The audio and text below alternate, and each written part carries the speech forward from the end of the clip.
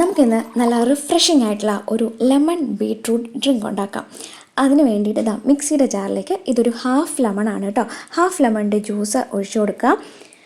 Normally കുട്ടികൾ lemon juice കഴിക്കാൻ ഇഷ്ടമില്ല എന്നുണ്ടെങ്കിൽ അതിന് വേണ്ടിയിട്ട് ഇതാ ഒരു ചെറിയ പീസ് ബീട്രൂട്ട്, അപ്പോൾ ഒരു കളറൊക്കെ വരുമ്പോൾ അവർക്ക് നല്ല ഇൻട്രസ്റ്റ് ആയിരിക്കും. അതിലേക്ക് ഇതാ ചെറിയൊരു പീസ് ഇഞ്ചിയുടെ കഷ്ണം. ഇനി ഓപ്ഷനിലാണ്, വേണമെങ്കിൽ എരിവ് വേണമെങ്കിൽ മാത്രം ചെറിയൊരു പീസ് പച്ചമുളക് ഇടുക.